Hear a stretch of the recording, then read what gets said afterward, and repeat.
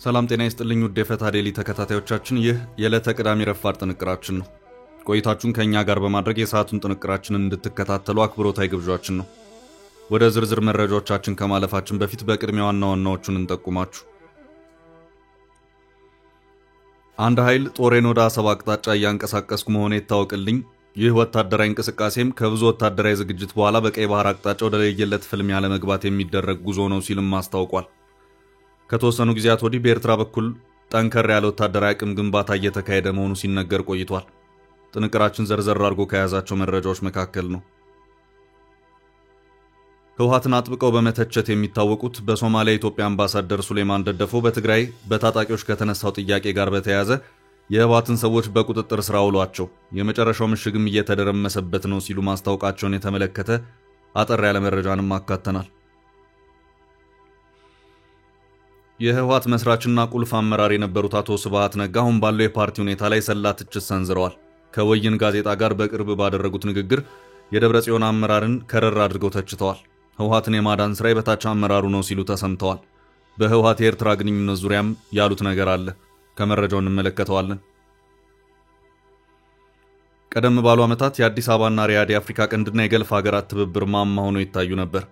በኢትዮጵያ የመንግስት ለውጥ ከመጣ ወዲህ ሳውዲ ቁልፍና ቀንደኛ ደጋፊው ሆና ትታይ ነበር። አሁን ላይ ኢትዮጵያና ሳውዲ መሃል ንፋስ መግባቱ ነው የተዘገበው። የሀገራቱ ግንኙነት በሶስት ምክንያቶች መሻከሩን የተመለከተ ጥንቅር አካተናል። አሜሪካ በቢሾፍቱ የሚገነባውን ግዙፍ የኤርፖርት ግንባታ ላይ ፍላጎት እንዳላት መግለጿ ይታወሳል። አሁን ላይ አሜሪካው ዓለም አቀፍ የልማት ፋይናንስ ኮርፖሬሽን አዲሱን የቢሾፍቱ አውሮፕላን ማረፊያ በገንዘብ ለመደገፍ ማቀዱ ተዘግቧል። አጠር ያለ መረጃ ይዘናል። በዓለም ዙሪያ የሚመዘገቡ የኢኮኖሚ እንቅስቃሴዎችን በመከታተል ዓመታዊ ስሌታዊ ግምት የሚያስቀምጠው ዓለም አቀፍ የገንዘብ ድርጅት IMF አዲስ መረጃ አውጥቷል። የኢትዮጵያ ኢኮኖሚ እድገት ዘንድሮ በ1% ወደ ኋላ ቢንሸራተትም ከአፍሪካ ሁለተኛ ፈጣን እድገት እንደሚያስመዘግብ IMF በዚሁ ሪፖርቱ ገልጿል። መረጃው ዝርዝር አለው። ትራምፕ የሩሲያ ዩክሬን ጦርነትን በተመለከተ ከፑቲን ጋር ለመገናኘት ቀጠሮ በያዙበት በትላንትናው ዕለት አስቀድመው ከዜሌንስኪ ጋር መክረዋል። በዚሁ ምክክር ሩሲያን ያስቆጣው የቶማሃውክ ሚሳኤል ጉዳይ መነሳቱ ተሰምቷል። ዝርዝር መረጃውን እናደርሳለን። እስከ ፍጻሜው አብራችሁን ቆዩ። የምንለቃቸው ዕለታዊ ትኩስ ዜናዎች እንዲደርሷችሁ ላይክ፣ ሼር፣ ሰብስክራይብ ማድረግ እንዳትረሱ።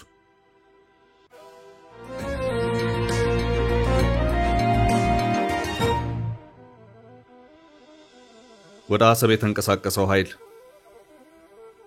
በኤርትራ አፋር አሰብ ዙሪያ በቀይ ባህር አካባቢ በትጥቅ የሚንቀሳቀሰው የቀይ ባህር አፋር ዲሞክራሲያዊ ድርጅት ከሰዓታት በፊት ጦሬን ወደ አሰብ አቅጣጫ አንቀሳቅሻለሁ ሲል በኤክስ የማህበራዊ ትስስር ገጹ ላይ አስታውቋል። የኤርትራ መንግስት በዚያው አቅጣጫ አለ ብሎ ካሰበው የኢትዮጵያ ስጋት ጋር በተያያዘ ጠንከር ያለ የኃይል ክምችት እንዳካሄደ ቀደም ብለው ሲወጡ የነበሩ ዘገባዎች ሲያመላክቱ ከርመዋል። ይኸው ታጣቂ በዚያው አቅጣጫ ከኤርትራ መንግስት ጋር ለዓመታት ሲፋለም የቆየ ሲሆን በቀደመው ገዢ ፓርቲ ኢህአዴግም ወቅት ጠንከር ያለ ወታደራዊ ድጋፎችን የሚያገኝ ነበር። የቀይ ባህር ዳርቻን ተንተርሶ የሚኖረው የአፋር ህዝብ በፕሬዝዳንት ኢሳያስ አገዛዝ ከፍተኛ ጭቆና እየደረሰበት ነው በሚል ነፍጥ አንግቦ የተነሳው ይኸው ታጣቂ ኃይል በአሁኑ ሰዓትም ጦሩን ዳንኪላ ወደ ተባለ የኤርትራ አፋር ግዛት ፍልሚያ ለማድረግ እየተንቀሳቀሰ መሆኑን በዚሁ በኤክስ ገጹ በተንቀሳቃሽ ምስል አስደግፎ ባሰራጨው መረጃው አመላክቷል። ተንቀሳቃሽ ምስሉ ታጣቂው ኃይል በሚገባ የተደራጀ ትጥቅ ያለው መሆኑን ያሳያል። አሁን ባለው ሁኔታ የኤርትራ መንግስትን የሚፋለሙ ሁለት ኃይሎች አሉ።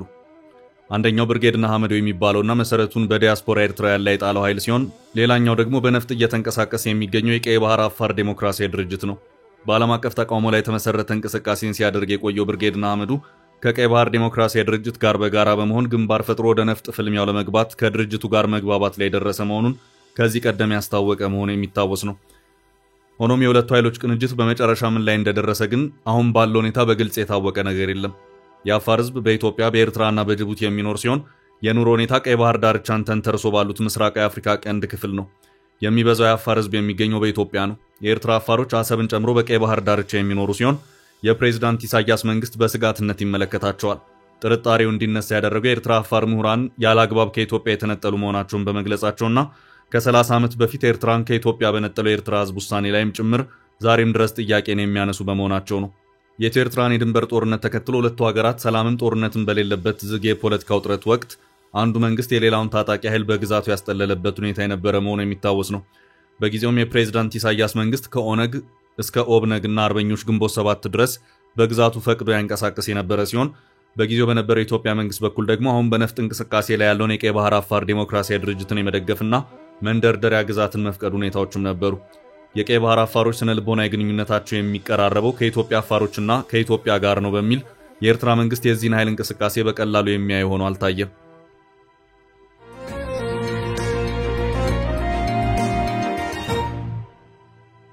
በቀጣይ ርዕስ የመጨረሻው ምሽግ እየተደረመሰ ነው።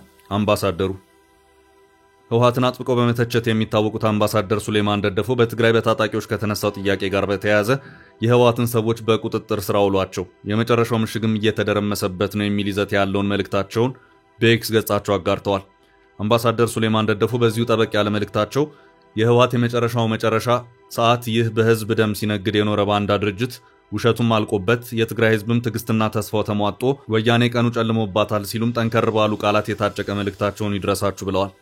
አምባሳደሩ በዚህ መልእክታቸውም የጸረ ኢትዮጵያ ኃይሎች ሁሉ ተላላኪ የሆነው ህወሓት ተንጠልጥሎበት የቆየው የታጣቂ ሰራዊቱም ጀርባውን አዙሮበት የመጨረሻ ምሽጉ እየተደረመሰበት ነው ያሉ ሲሆን አክለውም የትግራይ ህዝብ ለ50 ዓመታት ቀሪው የኢትዮጵያ ህዝብ ለ27 ዓመታት የወደቀባቸው ፍዳ ተቆጥሮ የሚያልቅ ባይሆንም አሸባሪዎቹ ህወሓቶች ግን የዘሩትን ግፍ ቆጥረው እየተረከቡ ነው ብለዋል። ህወሓትና የትግራይ ህዝብ አንድና ያው ናቸው እያሉ ሲያጭበረብሩ እንዳልኖሩ እነሆ አሁን ከታጣቂዎቻቸው ጋር እንኳን አንድና ያው መሆን አቅቷቸው እርቃናቸውን ቀርተዋል ያሉት አምባሳደሩ የተቀጣጠለው ጸረ ህወሓት የታጣቂዎች አመጽ የህይወት መስዋዕትነት ሳይጠይቅ ይህ የዘራፊዎች ቡድን በቁጥጥር ስር ውሎ ወደር ለሌለው ወንጀሉ ተጠያቂ መሆን አለበት ሲሉም መልእክታቸውን ያሳረጉበት ሁኔታ ታይቷል። አምባሳደር ሱሌማን ደደፎ ከሐምሌ 29 2017 ዓ.ም ጀምሮ በሶማሊያ ባለሙሉ ስልጣን የኢትዮጵያ አምባሳደር ሆነው እያገለገሉ ያሉ ዲፕሎማት ናቸው።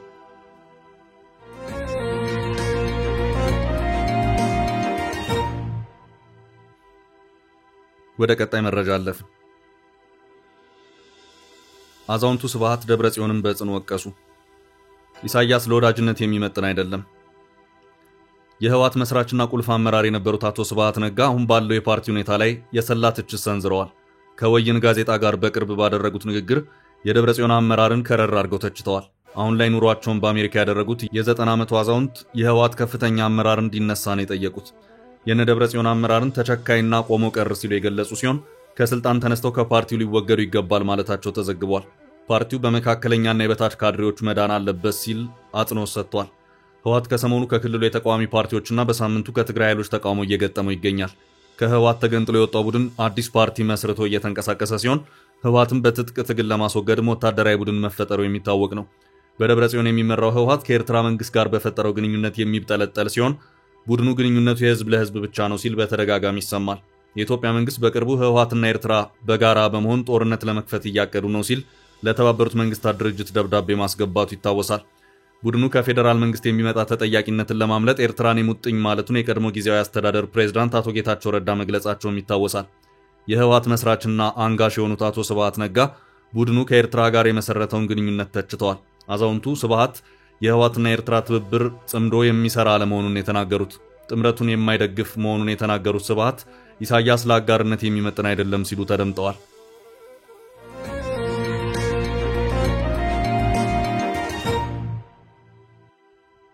በቀጣይ ርዕሳችን አሜሪካ በቢሾፍቱ ኤርፖርት ግንባታ ኢንቨስት ልታደርግ ነው። አሜሪካ በቢሾፍቱ የሚገነባውን ግዙፍ የኤርፖርት ግንባታ ላይ ፍላጎት እንዳላት መግለጿ ይታወሳል። አሁን ላይ አሜሪካው ዓለም አቀፍ የልማት ፋይናንስ ኮርፖሬሽን አዲሱን የቢሾፍቱ አውሮፕላን ማረፊያ በገንዘብ የመደገፍ እቅድ እንዳለው ተዘግቧል። ኮርፖሬሽኑ ፍላጎቱን የገለጸው በዋሽንግተን ሰሞኑን በሚካሄደው የዓለም አቀፍ የገንዘብ ተቋምና ዓለም ባንክ ዓመታዊ ስብሰባ ላይ የሚሳተፈው ልዑካን ቡድን የመሩት ገንዘብ ሚኒስትር አህመድ ሽዴ ከኮርፖሬሽኑ ኃላፊዎች ጋር በተወያዩበት ወቅት መሆኑን የገንዘብ ሚኒስቴር መረጃ አመልክቷል። ኮርፖሬሽኑ ለቢሾፍቱ አውሮፕላን ማረፊያ ግንባታ የገንዘብ ድጋፍ፣ የኢንቨስትመንት ዋስትናና ከአሜሪካ የግሉ ዘርፍ ተቋማት ጋር ትብብሮችን የመፍጠር ድጋፍ ሊያደርግ እንደሚችል ተጠቁሟል። የኮርፖሬሽኑን የገንዘብ ድጋፍ ለመቅረጽ ሁለት ወገኖች ቀጣይ ውይይቶችን ለማድረግ መስማማታቸውን የተሰማው የአሜሪካው ዓለም አቀፍ የልማት ፋይናንስ ኮርፖሬሽን ምን ያህል የፋይናንስ ኢንቨስትመንት በአዲሱ የኤርፖርት ግንባታ ላይ ለማድረግ እንዳሰበ ግን አልተገለጸም። ከዚያ ይልቅ ለኤርፖርቱ የሚያስፈልገው የፋይናንስ ሞዴል የተመለከተ ንግግር መደረጉን የተሰማው አዲሱ የኤርፖርት ግንባታ $10 ቢሊዮን በጀት የሚጠይቅ ሲሆን የአፍሪካ ልማት ባንክ ለኤርፖርቱ ግንባታ የፋይናንስ አስተዳደር እንዲሆን ተመርጧል። ከበጀቱ $7.8 ቢሊዮን የማንቀሳቀስ ኃላፊነት ያለበት ነው።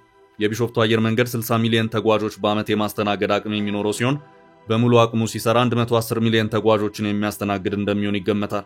በ4 ሚሊዮኖች ቶን ካርጎም እንዲያስተናግድ የታለመ ነው። የመጀመሪያ ደረጃ ግንባታው በ2025 የመጀመሪያው 4 ወራት ይከወናል ተብሎ ይጠበቃል። ኢትዮጵያ ለአየር መንገዱ ግንባታ የሚሆን ፋይናንስ ለማግኘት እንደ ኩዌት ያሉ ሀገራትና ባለሀብቶችን እያናገረች ስለመሆኑ ከሰሞኑ ተዘግቧል። በቀጣይ ርዕሳችን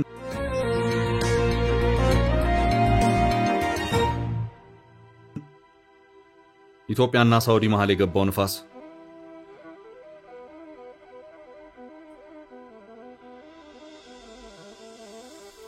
ቀደም ባሉ ዓመታት የአዲስ አበባና ሪያድ የአፍሪካ ቀንድና የገልፍ ሀገራት ትብብር ማማ ሆነው ይታዩ ነበር።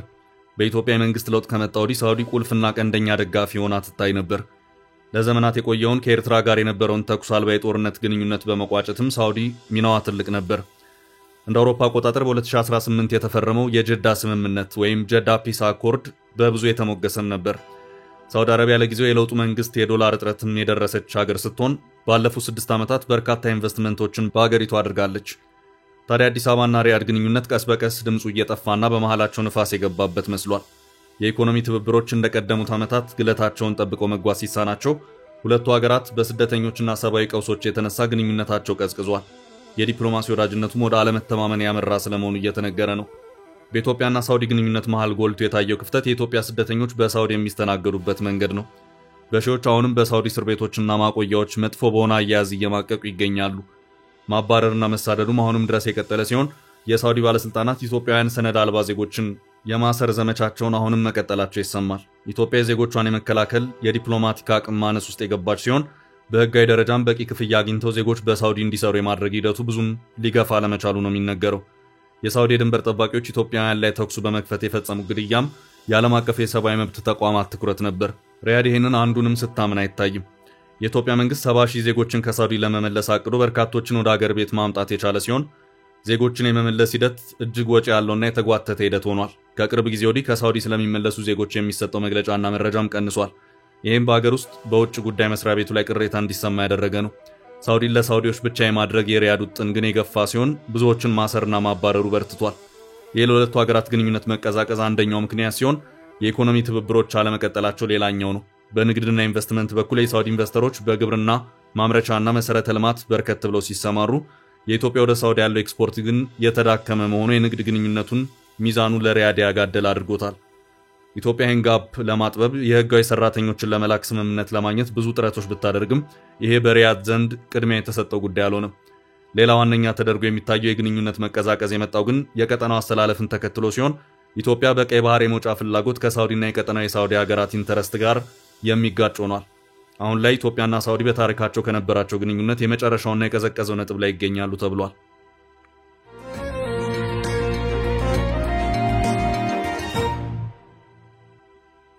ወደ ቀጣይ ርዕስ አለፍን።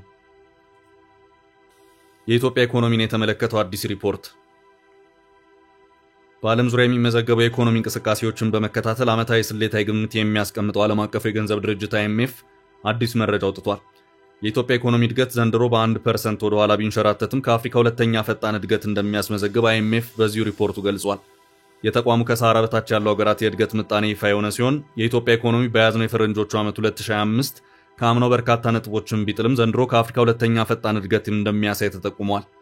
በዚህ መሰረት ደቡብ ሱዳን በያዝነው ዓመት አንደኛ ቦታን ይዛ የኢኮኖሚዋ ጠቅላላ ሀገራዊ ምርት GDP 24.3% እንደሚያድግ የተተነበየ ሲሆን ኢትዮጵያና ጊኒ የ7.2% በማስመዝገብ ሁለተኛ ቦታን በጋራ ይዘዋል። በሶስተኝነት ደግሞ ከዚህ በፊት በእድገት ሌሎቹን ሀገራት ትበልጥ የነበረችው ሩዋንዳ ተቀምጣለች።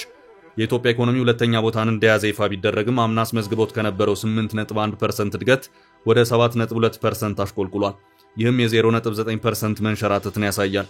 IMF ከሰሃራ በታች ያሉ ሀገራት አማካይ እድገት 4.1% መሆኑን ጠቅሶ የቀጠናው ሀገራት ኢኮኖሚ መሻሻል እያሳየ መሆኑን አስታውቋል። ብድር የማግኘት እድል መጥበብ፣ ኤክስፖርት የሚደረጉ ምርቶች ዋጋ መዋዠቅ እና የዓለም የንግድ ስርዓት መናጋት በሀገራቱ ላይ የተደቀኑ ችግሮች መሆናቸው ተጠቅሷል። በIMF ግምት የኢትዮጵያ ኢኮኖሚ በመጪው የፈረንጆቹ 2026 ዓመትም በአንድ ነጥብ ወደ ኋላ ተንሸራቶ 7.1 እንደሚሆን ያሳያል። እንደ ኢትዮጵያና ናይጄሪያ ያሉ ሀገራት ባከናወናቸው የማክሮ ኢኮኖሚ ሪፎርሞች ምክንያት የአንዳንድ የኢኮኖሚ ዘርፎች መነቃቃታቸውን የጠቀሰው አዲሱ የIMF ሪፖርት ቤኒን፣ ኮት ዲቯር፣ ኢትዮጵያ፣ ሩዋንዳና ዩጋንዳ ከፍተኛ እድገት ማስመዝገብ መቀጠላቸውን አስፍሯል። ሪፖርቱ እንደ ቡና ያሉ ምርቶች አሁን ላይ ጥሩ ዋጋ እያስገኙ በመሆኑ እንደ ኢትዮጵያ ያሉ ሀገራት እየተጠቀሙ ይገኛሉ ብሏል። ይሁንና ሪፖርቱ የኢትዮጵያ የወጪ ዕዳ በየዓመቱ እየጨመረ መጥቶ አሁን ላይ የኢትዮጵያ ብድር ከዓመታዊ ጂዲፒ አንጻር 46.7% መድረሱን IMF ይፋ አድርጓል። በአገሪቱ ባሉ ግጭቶች ምክንያትም የIMF ድልድል ላይ በግጭት ውስጥ ያለው ሀገራት በሚል ስር ተካቷል። ኢትዮጵያ ከአበዳሪ ተቋማት ጋር እያደረገች ያለው የብድር ሽግሽግ ብዙ ርቀት መጓዝ ባለመቻሉ አበዳሪዎች ጉዳዩን ወደ ሕግ ሊወስዱት እያሰቡ መሆኑን ከቀናት በፊት መዘገቡ ይታወሳል። IMF የዘንድሮ የኢትዮጵያ ኢኮኖሚ በ7.2% እንደሚያድግ ቢተነብይም ባለሙያዎች ብዙ ጊዜ ይህ የቁጥር ጨዋታ እንደሆነ ያነሳሉ። የኢኮኖሚ ባለሙያው አቶ ክቡር ገና በቅርቡ ለሕዝብ እንዳስነበቡት የዓለም አቀፍ የገንዘብ ተቋም ኢትዮጵያ ባለፈው ዓመት 7.1 ወይም የበለጠ በመቶ ኢኮኖሚ እድገት አስመዝግባለች የሚለው ቁጥር ወረቀት ላይ ያስደንቃል ይላሉ። መንግስትም ሆነ አንዳንድ ዓለም አቀፍ ተቋማት ዜናውን ለማስተጋባት ይፈጥናሉ። ኢትዮጵያ ኢኮኖሚዋ ምርታ ላይ እንደሆነች ያውጃሉ። ነገር ግን ዘውትር እንደሚሆነው ዜናው ሌላ ታሪክ አለው። እንደሚታወቀው ቁጥሮች ይፈበረካሉ። መሬት ላይ ያለው እውነታን አይቶ እንዳላየ በማለፍ ቁጥሮች ይፈበረካሉ። እናም እውነታው በጠራራ ፀሐይ እንዲደበቅ ይደረጋል የሚሉት አቶ ክቡር በጦርነት በመፈናቀልና በዋጋ ንረት ፍዳዋን እያየች ያለችውን ኢትዮጵያን በዓለም ላይ ፈጣን የኢኮኖሚ እድገት እያስመዘገበች ያለች ሀገር ነች መባሉ ሌላ ታሪክ እንዳለው ያነሳሉ።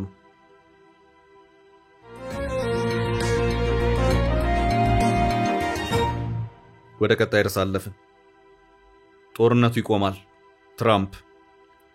ትራምፕ የሩሲያ ዩክሬን ጦርነትን በተመለከተ ከፑቲን ጋር ለመገናኘት ቀጠሮ በያዙበት በትላንትናው ዕለት አስቀድመው ከዜሌንስኪ ጋር መክረዋል። ሩሲያ ጦርነቱን የማታቆም ከሆነ የቶማሃውክ ረጅም ርቀት ተወንጫፊ ሚሳኤል ለዩክሬን እሰጣለሁ ሲሉ ሲያስጠነቅቁ የቆዩት የአሜሪካው ፕሬዝዳንት ዶናልድ ትራምፕ ከዩክሬኑ ፕሬዝዳንት ቮሎዲሚር ዜሌንስኪ ጋር ባደረጉት ውይይትም ይህንኑ ሐሳባቸውን ደግመውታል ሲል ቢቢሲ ዘግቧል። ትራምፕና ዜሌንስኪ በትላንትናው ዕለት ዋይት ሃውስ ባደረጉት ውይይት ዩክሬን በረጅም ርቀት ቶማሃውክ ሚሳኤሎች ምትክ ለአሜሪካ ሰው አልባ አውሮፕላኖችን ልትሰጥ እንደምትችል ገልጸውላቸዋል። የዩክሬኑ ፕሬዝዳንት ዜሌንስኪ ትራምፕን በእርሶ እርዳታ ይህን ጦርነት ማቆም የምንችል ይመስለኛል፣ ለዩክሬን ቶማሃውክ ሚሳኤሎች መስጠት ማሰቦ ትልቅ ብርታትን ሊያመለክት የሚችል ነው ብለዋል።